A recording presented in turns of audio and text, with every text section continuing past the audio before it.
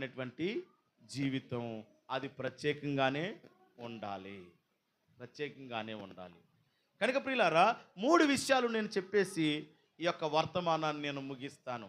ప్రియులారా, మనం పరిశుద్ధపరచబడాలని దేవుడు కోరుకుంటున్నాడు. దాని కొరకు పరిశుద్ధమైన జీవితం అంటే పూర్వం అపవిత్రతలో, అజ్ఞానములో ప్రియులారా మన అవయవాలతో పాటు మన ప్రాణాత్మ దేహంలో నరకమునకు పోయేటువంటి మన జీవితం కొరకు ఆ జీవితాల్లోని ప్రియులారా దేవుడు కనికరము కృప చూపించి ఆయన్ని వెంబడించి ఆయన వచ్చినటువంటి మనలను ప్రియులారా ఆయన రక్తము చేత, గాయాల చేత, ఆయన మరణ పునరుద్ధానము చేత మనల్ని రక్షించి ప్రత్యేకపరిచి పరిశుద్ధమైనటువంటి జీవితం దేవుడు మనకిచ్చాడు. ఇప్పుడు ఆ పరిశుద్ధమైన జీవితం కొరకు మీ అవయవాలను వాడాలి అని చెప్తూ ఉన్నాడు. మీ అవయవాలను ఉపయోగించాలని చెప్తున్నాడు. మీరు దేవుని కొరకు కష్టపడాలి, దేవుని పరిచర్య కొరకు కష్టపడాలి, దేవుని కొరకు మన పరిశుద్ధతను కాపాడుకోవడానికి కష్టపడాలి ప్రియులారా. కనుక మనల్ని మనం పరిశుద్ధపరచుకోవడానికి ప్రాక్టీస్ చేయాలి, సాధన చేయాలి. 3 విషయాల్లో మనము ప్రాక్టీస్ అంటే సాధన చేయగలిగితే మనం పరిశుద్ధతను కాపాడుకుంటూ పరిశుద్ధత గలవారమై ఉండడానికి ప్రియులారా మనము మన జీవితాల్లో పరిశుద్ధత కలిగి ఉండడానికి అవకాశం ఉంటుంది. ఆ 3 విషయాలు ఏంటంటే నేను టకటకమని చెప్పుకుంటూ వెళ్తున్నాను, జాగ్రత్తగా ఉండాలి. 3 విషయాలు. మొదటి విషయం ఏంటంటే దేహములో పరిశుద్ధత, శరీర పరిశుద్ధత, దేహములో ఉన్నటువంటి పరిశుద్ధత, అవయవాల పరిశుద్ధత. ప్రియులారా, ఈ దేహములో ఉన్నటువంటి వీటన్నిటిని పరిశుద్ధపరచుకోవాలి. మనం చూసే చూపును పరిశుద్ధంగా ఉంచుకోవాలి. మనం వినే మాటలను పరిశుద్ధంగా మనం వినడానికి, మనం పరిశుద్ధమైనటువంటి మాటలు వినడానికి మన చెవులను వాడాలి. మన చూపులు, అలాగే మన నాలుక, మన నోరు పరిశుద్ధమైనటువంటి మాటలు మాట్లాడడానికి ఉపయోగించాలి. అపవిత్రమైన మాటలు మాట్లాడడానికి ఉపయోగించకూడదు. రెండో విషయం ఏంటంటే ప్రియులారా, మన కాళ్ళు, మన చేతులు, మన అవయవాలు అన్నీ కూడా పరిశుద్ధమైనటువంటి స్థలములో ఉండడానికి మనం ప్రయత్నం చేయాలి. అందుకే మొదటి కీర్తనలో ఏమంటాడు? దుష్టుల ఆలోచన అంటే మన ఆలోచనలో పరిశుద్ధత, అపవాసుకులు కూర్చున్న చోట కూర్చుండకంట అంటే మనం నిలిచి ఉండేటువంటి స్థలం పరిశుద్ధత. ఇంకా ఇంకొక మాట ఉంది, పాపుల మార్గమున నడువక అంటే పాపం వైపు ప్రేరేపించేటువంటి ఆ మార్గంలో ఎక్కడ పడితే అక్కడికి వెళ్లకుండా మన కాళ్ళను సరిగా బంధించుకోవాలి, అంటే పరిశుద్ధత కొరకు నిలుపుకోవాలి. కనుక ప్రియులారా, మన శరీరమును మనం కంట్రోల్ చేసుకోనేటువంటిది ఏదైతే ఉన్నదో అది మన శరీర పరిశుద్ధతలోనికి వస్తుంది. దేవునికి స్తోత్రం. కనుక మనం తాగే నీరు, మనం తినే ఆహారము, మనం తాగే ప్రియులారా పానీయాలు ఏవైతే ఉన్నాయో, మన వస్త్రధారణ, ఇలాగా సమాజం నుంచి మనం చూసే చూపు, మనం నడిచే నడవడిక, మనం మాట్లాడే మాట, ప్రతిదీ ఈ సమాజమునకు వేరుగా బ్రతకడం అనేది పరిశుద్ధత. దేవునికి స్తోత్రం కలుగును గాక.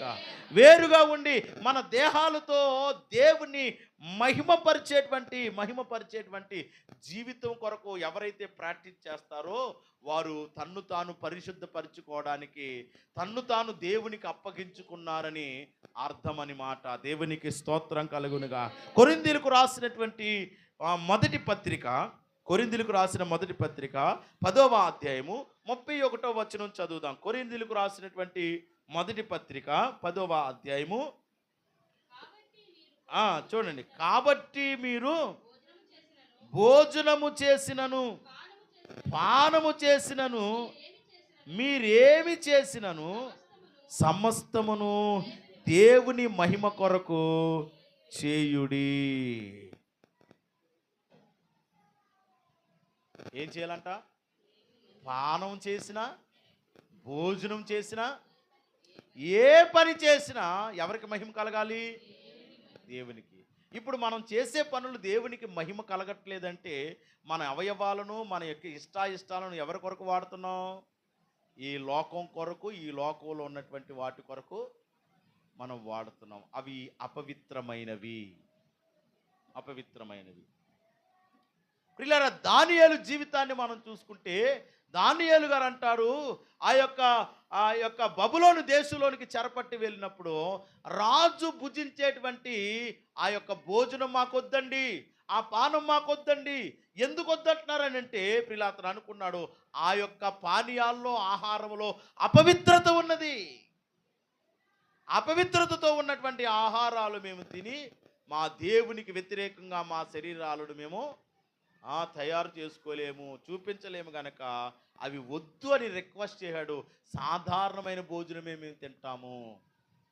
పిల్లల, దేవుని కొరకు ఏది విడిచిపెట్టాలో అది విడిచిపెట్టాలి, ఏది తినకూడదో అది తినకూడదు, ఏది తాగకూడదో అది తాగకూడదు ప్రియులారా. అలాగని తిని తినకుండా తాగకుండా ఉండమని కాదు, కానీ అపవిత్రమైనవి మన శరీరము లోపలికి మనము తీసుకుని వెళ్ళకూడదు. అది తినే తిండైనా తాగేటువంటిదైనా మన దేహాన్ని పాడు చేసేటువంటివి మనము మనము మనము తీసుకోకూడదు ప్రియులారా. దేవుని మందిరానికి వెళ్తున్న మనం మారు మనసు కలిగి దేవుని పరిశుద్ధ కొరకు ఎదురు చూస్తూ దేవుని చేత పరిశుద్ధపరచబడాలనేటువంటి ఒక ప్రత్యేకమైన జీవితం కొరకు నువ్వు ఆశపడితే ప్రియులారా, ప్రతి విషయంలో కూడా నువ్వేం చేస్తావంట, ప్రత్యేకముగా ఉంటావు. కనుక మనం పానము చేసినను, మీరేమి చేసినను, భోజనము చేసినను సమస్తము దేవుని మహిమ కొరకు చేయుడి. యూదులకైనను గ్రీకు దేశస్థులకైనను దేవుని సంగమునకైనను అభ్యంతరము కలుగ చేయుకుడి. అభ్యంతరం, ఇతరులకి మనం అభ్యంతరకరంగా ఉండకూడదు. మన పరిశుద్ధత ప్రత్యేకముగా ఉండాలని కోరుకుంటున్నాను. కనుక దేహముతో దేవుణ్ణి మహిమపరచడానికి మన దేహాలను పరిశుద్ధపరచుకోవాలి, మన దేహమును నీతికి అప్పగించాలి. కొరింథీయులకు రాసినటువంటి మొదటి పత్రికలోని 6వ అధ్యాయంలోనికి రండి ప్రియులారా. కొరింథీయులకు రాసిన అదే మొదటి పత్రిక 6వ అధ్యాయము 20వ వచనంలో ఒక మాట ఉంది, చదవండి ప్రియులారా. చూడండి, విలువ పెట్టి కొనబడిన వారు గనక మీ దేహముతో దేవుని మహిమపరచుడి. ఏ విలువ పెట్టి కొన్నాడు మన దేహాన్ని? ఆయన గాయాలిచ్చి, ఆయన రక్తమిచ్చి, విలువైన ఆయన ప్రాణాన్ని, ఆయన రక్తాన్ని, ఆయన దేహాన్ని ప్రియులారా నా పరిశుద్ధత కొరకు యేసుక్రీస్తు ప్రభు ఇచ్చాడు. ఇప్పుడు యేసుక్రీస్తు యొక్క ప్రియులారా ప్రాణాత్మల ద్వారా, ప్రియులారా యేసుక్రీస్తు యొక్క శిలువ మరణం ద్వారా, ఆయన గాయాల ద్వారా, ఆయన రక్తాల ద్వారా ప్రియులారా ఆయన్ని విశ్వసించి ఆ పరిశుద్ధత కోరుకున్నాము. కాబట్టి ఆయన కృప ద్వారా ఆయన నమ్ముకున్నందుకు మనల్ని అందరినీ కూడా నీతిమంతులుగా చేశాడు, పరిశుద్ధులుగా చేశాడు ప్రియులారా. ఆ పరిశుద్ధతను కాపాడుకొనుటలో మన దేహాలను దేవుని మహిమ కొరకు వాడాలి, మన దేహములతో దేవుని మహిమపరచాలి. ఎందుకంటే ఈ దేహం ఎవరిచ్చింది? దేవుడిచ్చింది. ఈ దేహంలో బ్రాందీ వేస్తే, ఈ దేహంలో సిగరెట్ వేస్తే, ఈ దేహానికి వ్యభిచారం ఇస్తే, ఈ దేహానికి రకరకాలైనటువంటి తిండి, విస్తారమైన తిండి ఈ దేహానికి పెడితే షుగరు, బీపీ, ఊబకాయం, థైరాయిడ్, రకరకాల వ్యాధులు వచ్చాయి. అవన్నీ ఏం చేస్తున్నాయి? దేవుని ప్రార్థించకుండా, దేవుని మందిరానికి లేకుండా బలహీన పరుస్తూ ఉన్నాయి. ప్రియులారా, ఈ దేహాన్ని కూడా జాగ్రత్తగా కాపాడుకోవాలంట. సరైన తిండి తినాలి, సరైనటువంటి పోషణ ఈ దేహానికి ఇవ్వాలి. మనకు ఉన్న దాంట్లోనే చక్కగా సరైనటువంటి జీవన విధానాన్ని, ఆహారపు అలవాట్లను ప్రియులారా మనం అలవాటు చేసుకోవాలి. ఏది పడితే అది తినడం, ఏది పడితే అది తాగడం వల్ల కిడ్నీలు పోతున్నాయి, లివర్లు పోతున్నాయి, ఏమండి ఊపిరితిత్తులు పోతున్నాయి. ఇవన్నీ డ్యామేజ్ అవుతే ఏం జరుగుతుంది? చివరికి మీ ప్రాణం పోతుంది. మీరు ప్రార్థన చేయలేకపోతున్నారు, ఆరాధన చేయలేకపోతున్నారు. ఏమా ప్రార్థనకు రావట్లేదనంటే నీరసంగా ఉందండి. ఇప్పుడు చెప్పండి, మన దేహం బాగోపోతే దేవుని ఆరాధించగలుగుతున్నామా? అందుకని మన దేహంతో దేవుని మహిమపరచాలంటే మన దేహాన్ని పరిశుద్ధంగా ఉంచుకోవాలి. సరైన ఆహారపు అలవాట్లు మనం కలిగి ఉండాలి. సరైనటువంటి జీవన విధానాన్ని మనం ఎప్పుడైతే కలిగి ఉంటామో, ఎప్పుడైతే మనం పరిశుద్ధమైన జీవితం కొరకు మన దేహాన్ని కాపాడుకుంటామో, మన దేహంలో ఆయుష్ను దేవుడు, ఆరోగ్యాన్ని దేవుడు మనకి ఇస్తాడు. దేవునికి స్తోత్రం. అప్పుడు నువ్వు బాగున్నప్పుడు మరీ ఎక్కువగా దేవుణ్ణి మహిమపరచగలుగుతావు. ఇక రెండవ విషయంలోనికి నేను వెళ్తున్నాను ప్రియులారా. రెండవ విషయం ఏంటంటే మన ప్రవర్తనలో పరిశుద్ధత కలిగి మనం ఉండాలి. ఎందులో కలిగి ఉండాలండి? ప్రవర్తన. మొదటిది ఏంటి? దేహముతో దేవుణ్ణి ఆ మహింపరచాలంటే దేహాన్ని పరిశుద్ధంగా ఉంచుకోవాలి. దాని కొరకు మనం సాధన చేయాలి. రెండవది ప్రవర్తన. ప్రవర్తన ప్రవర్తన అంటే ఏంటి? నువ్వు లోపల ఏం కలిగి ఉంటావు బయటికి అదే చేస్తావు. మన ప్రవర్తన సరి చేసుకోవాలి అని చెప్తున్నాడు. సమస్త ప్రవర్తన యందు పరిశుద్ధులై ఉండండి అని దేవుని వాక్యం చెప్తూ ఉంది. మొదటి పేతురు పత్రిక మొదటి అధ్యాయము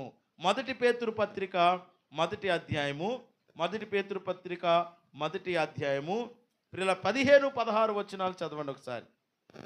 15 కాగా మీరు విధేయులకు దేవుని పిల్లలై మీ పూర్వకు అజ్ఞాన దశలో మీకుండిన ఆశలను అనుసరించి ప్రవర్తింపక మిమ్మును పిలిచిన వాడు పరిశుద్ధుడై ఉన్న ప్రకారము మీరును సమస్త ప్రవర్తన యందు పరిశుద్ధులై యుండుడి. దేవునికి స్తోత్రం కలుగునుగాక.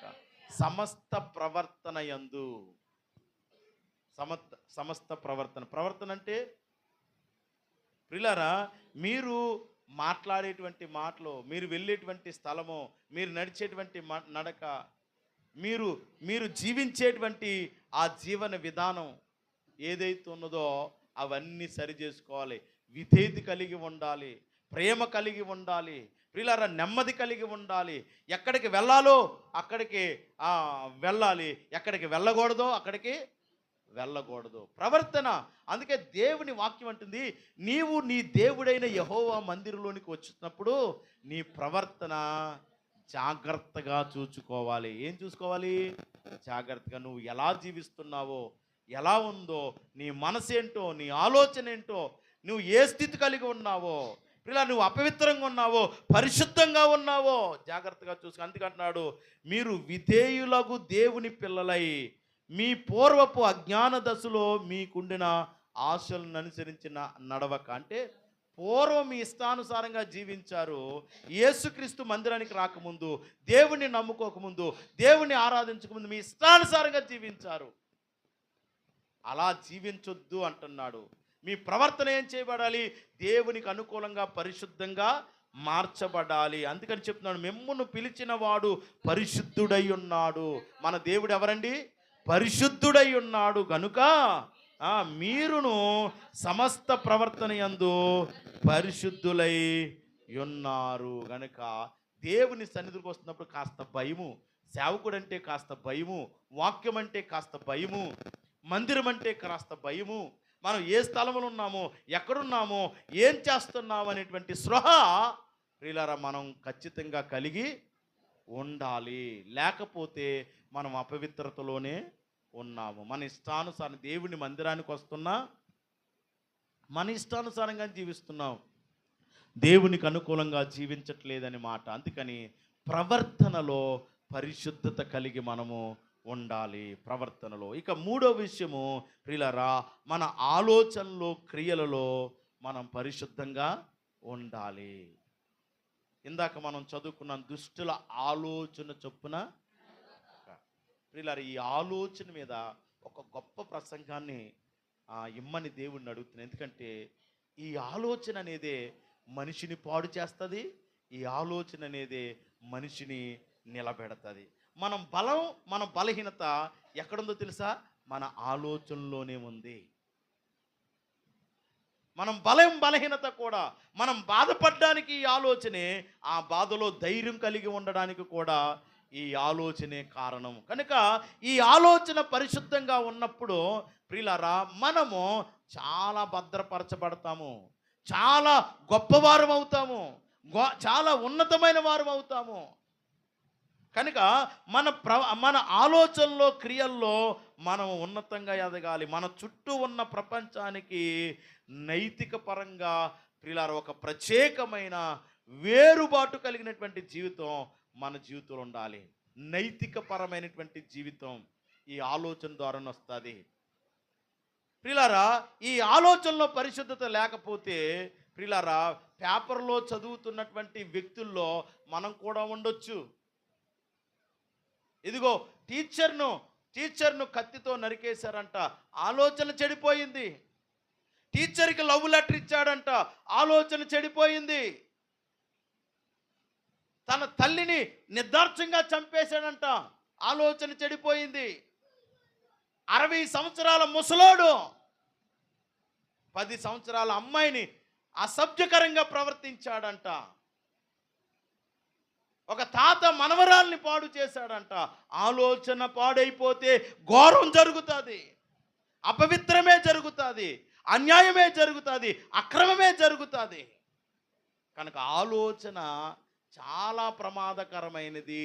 మన చెడ్డ ఆలోచన ఒక వ్యక్తిని చెడ్డవానిగా ఈ సమాజానికి చూపిస్తుంది, వాడి భవిష్యత్తును పాడు చేస్తుంది.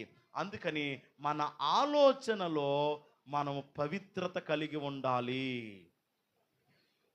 అది చెయ్యకూడదని దేవుడు చెప్పాడంటే మన ఆలోచన ఏం చేయాలి? చెయ్యకూడదని చెప్పాలి. మన ప్రవర్తన, మన క్రియలు, మన పనులు మన ఆలోచనల వల్లే జరుగుతాయి. నీ ఆలోచన అపవిత్రమైతే నీవు అపవిత్రమైపోతూ ఉన్నావు. నీ ఆలోచన పరిశుద్ధమైనదైతే నీవు ప్రయోజకుడు అవుతున్నావు, గొప్పవాడు అవుతున్నావు. కనుక నువ్వు పాడైపోవడానికి, బాగుపడడానికి నీ ఆలోచనే కారణము. ఆ ఆలోచనలో అపవిత్రతకు చోటివ్వకు. దుష్ట ఆలోచన, సాతాను యొక్క ఆలోచనకి నీ హృదయం ఇచ్చావా, నీ మనసు ఇచ్చావా, నీ జీవితం పతనమైపోయినట్టే, నీ జీవితం పాడైపోయినట్టే. నీ జీవితాన్ని పాడు చేసేటువంటి దుష్ట ఆలోచనలు ఏవైతే ఉన్నావో ప్రియులారా, ఆ ఆలోచనకు మనం చోటివ్వక పరిశుద్ధమైన దేవుని వాక్యమునకు, దేవుని తలంపులకు, దేవుని యొక్క ఆలోచనలకు, పరిశుద్ధమైనటువంటి తలంపులకు నీ హృదయం ఎప్పుడైతే, నీ జీవితం ఎప్పుడైతే ఇస్తావో ప్రియులారా, అప్పుడు నీ జీవితం బాగుపడుతుంది. నైతికంగా, ఆత్మీయంగా ఒక ఆరోగ్యకరమైన వ్యక్తిగా, ఒక మానసికంగా నువ్వు వికసించగలుగుతావు. మానసిక స్థితిలో, ఆధ్యాత్మిక స్థితిలో, ఆత్మీయ స్థితిలో ప్రియులారా, నీ ఆలోచన పరిశుద్ధపరచబడినప్పుడు ఈ 3 విషయాల్లో కూడా నువ్వు వర్ధిల్లుతావంట. చాలా సంతోషంగా నువ్వు ఉండగలుగుతావు. కొరింథీయులకు రాసినటువంటి ఆ 2వ పత్రికలోనికి రండి ప్రియులారా. కొరింథీయులకు రాసినటువంటి 2వ పత్రిక, 7వ అధ్యాయం. కొరింథీయులకు రాసినటువంటి ఆ 2వ పత్రిక 7వ అధ్యాయము తెరవండి ఒకసారి. మొదటి వచనాన్ని చదవండి. ప్రియులారా, మనకు ఈ వాగ్దానములు ఉన్నవి గనక దేవుని భయముతో పరిశుద్ధతను సంపూర్తి చేసుకొనుచు శరీరమునకును ఆత్మకును కలిగిన సమస్త కల్మషము నుండి మనలను పవిత్రులుగా చేసుకొందుము. పవిత్రులుగా ఎలా పవిత్రం చేసుకుంటాం? దేవుని ఆలోచనల చేత మనం పవిత్రపరచుకున్నాం. ఇక్కడ ఏమంటున్నాడు చూడండి ప్రియులారా, మనము సమస్త కల్మషము నుండి మనను పవిత్రులుగా చేసుకుందాము. దేని చేత? దేవుని భయముతోనూ పరిశుద్ధతను సంపూర్ణంగా చేసుకొనొచ్చు. అంటే దేవుని యందు భయము కలిగేటువంటి, మన ఆలోచనలో దేవుని భయం ఉందనుకోండి, మనం చేయవలసిన అపవిత్రమైన కార్యాలు చేయడానికి భయపడతాం. ప్రియులారా, తల్లిదండ్రులకు భయపడిన పిల్లలు తల్లిదండ్రులు లేనప్పుడు తప్పులు చేస్తారు. టీచర్కు భయపడిన పిల్లలు టీచర్ లేనప్పుడు తప్పులు చేస్తారు. సమాజానికి భయపడిన పిల్లలు సమాజం ఎవ్వరో చూడనప్పుడు తప్పులు చేస్తారు. కానీ నేనేమంటాను తెలుసా, దేవునికి భయపడిన పిల్లలు వారు ఒంటరిగా ఉన్న ఏ సమయంలో ఎక్కడున్నా, సమాజంలో ఉన్న తప్పు చేయరు, మనుషుల మధ్య ఉన్న తప్పు చేయరు, మనుషులు లేనప్పుడు తప్పు చేయరు, మనుషులు ఉన్నప్పుడు తప్పు చేయలేరు. కారణం ఏంటో తెలుసా, వారి మనసులో దేవుడు చూస్తున్నాడనే స్పృహ, ఆ దేవుని ఎదుట నేను పరిశుద్ధంగా ఉండాలనేటువంటి ఆలోచన ఏదైతే ఉన్నదో ప్రియులారా, ఆ పరిశుద్ధపరచబడిన ఆలోచన ఆ వ్యక్తిని పరిశుద్ధంగా ఉంచుతుంది. గత వారం చెప్పుకున్నాక యోసేపు ఎవరిని చూశాడు? తన ఆలోచనలో ఎవరిని పెట్టుకున్నాడు? దేవుని పెట్టుకున్నాడు. కనుక ఆ రాణి నాతో రావయ్య అన్నా కూడా ఒక మాట చెప్పాడేంటో తెలుసా, నా దేవునికి విరోధంగా ఈ పాపము ఎలాగూ నేను కట్టుకొందును, ఎలా చేస్తాను, నాకు దేవునికి విరోధమైనది ఇది. ఎవరు ఉన్నా లేకపోయినా దేవునికి విరోధమైన పనులు మనం చేయలేము. ఎప్పుడు తెలుసా? మన ఆలోచనలో పరిశుద్ధపరచుకుని మన హృదయంలో దేవుని భయం ఉన్నప్పుడు ప్రియులారా మనల్ని మనం పరిశుద్ధంగా ఉంచుకోగలుగుతాము. పరిశుద్ధంగా ఉంచుకోగలుగుతాము. కనుక మన యొక్క దేహంలో పరిశుద్ధత, మన యొక్క రెండోది ఏంటండి? మన ప్రవర్తనలో పరిశుద్ధత, మన ఆలోచనలో క్రియలలో పరిశుద్ధత. ప్రియులారా ఈ మూడు అనైతికమైనటువంటి, అజ్ఞానపరమైనటువంటి, అపవిత్రమైనటువంటి, పాప సంబంధమైనటువంటి ఆ అపవిత్రమైన జీవితం, నరక జీవితం నుంచి మనల్ని విడుదల చేసి ఉన్నతమైన దేవుని యొక్క రాజ్యంలోనికి మనల్ని నడిపిస్తుంది. చూడండి మూలవాక్యంలోనికి వద్దాం. రోమిలికి రాసిన పత్రిక 6వ అధ్యాయంలో ప్రియులారు చెప్తున్న మాట 19వ వచనంలో చెప్తున్నా. అందుకని ఏం చెప్తున్నాడు? మీ శరీరములను బలహీనతను బట్టి మనుష్య రీతిగా మాట్లాడుచున్నాను. ఏమనగా అక్రమము చేయుటకును, అపవిత్రతకును, అక్రమమునకును మీ అవయవములను దాసులుగా ఎలాగో అప్పగించుతురో అలాగే పరిశుద్ధత కలుగుటకై ఇప్పుడు మీ అవయవములు నీతికి దాసులుగా అప్పగించుడి. మీరు పాపముకు దాసులై ఉన్నప్పుడు నీతి విషయమై నిర్బంధము లేని వారై ఉంటిరి. అప్పటి క్రియల వలన మీకేమి ఫలము కలిగెను? వాటి గురించి మీరు ఇప్పుడు సిగ్గుపడుచున్నారు కదా. పాపం మనల్ని సిగ్గుపరుస్తుంది, అపవిత్రత మనల్ని సిగ్గుపరుస్తూ ఉన్నది. ఆ కార్యాలన్నిటి వలన మనం రోగం తెచ్చుకున్నాం, అపవిత్రత తెచ్చుకున్నాం, నష్టం తెచ్చుకున్నాము. దాని వలన ఎటువంటి మంచి లాభము లేదు. అంతే ఇప్పుడు అంటున్నాడు చూడండి 21, అప్పటి క్రియల వలన మీకు ఏమి ఫలము కలిగెను? వాటి గురించి మీరు ఇప్పుడు సిగ్గుపడుచున్నారు కారా. వాటి అంతము మరణం, అంటే నరకం. అయినను ఇప్పుడు పాపము నుండి విమోచింపబడి దేవుని దాసులైనందున పరిశుద్ధ కలుగుటకై మీకు ఫలము, దాని అంతము నిత్య జీవము. పరిశుద్ధత ఫలం ఏంటంట? నిత్య జీవము. ఇహలోకంలో దేవుని ఆశీర్వాదము, ఈ లోకం విడిచిన తర్వాత దేవుని పరలోకము, నిత్య జీవం అనేటువంటి ఆశీర్వాదాన్ని దేవుడిస్తున్నాడు. కనుక దేవుని కొరకు పరిశుద్ధంగా ఉండడానికి ప్రయాసపడదాము. మన దేహాన్ని కాపాడుకుందాము, మన ప్రవర్తనను కాపాడుకుందాము, మన ఆలోచనలు కాపాడుకుందాము. ఇవన్నీ మనము, ఈ అవయవాలన్నీ, ఈ దేహమును, ప్రాణను, ఆలోచనను, ప్రవర్తన అన్నీ కూడా ఎవరికి అప్పచెప్దాం? దేవునికి దాసులుగా నువ్వు ఎప్పుడైతే అప్పగించగలుగుతావో నీవు పరిశుద్ధమైన జీవితం జీవించగలుగుతావు. ఆ పరిశుద్ధమైన జీవితం ఫలం ఏంటంటే ఆ పరలోకము, ఆ నిత్యరాజ్యం. నువ్వు దేవుని బిడ్డగా ఉన్నప్పుడు ఆ పరలోకంలో ఉన్న ఆశీర్వాదాలన్నీ భూలోకంలో కూడా దేవుడు నీకు కలుగు చేస్తాడు. దేవుడు అలాంటి ఆశీర్వాదాలు, అలాంటి పరిశుద్ధమైన జీవితం దేవుడు మనకు అనుగ్రహించునుగాక. ఆమేన్. కండ్లు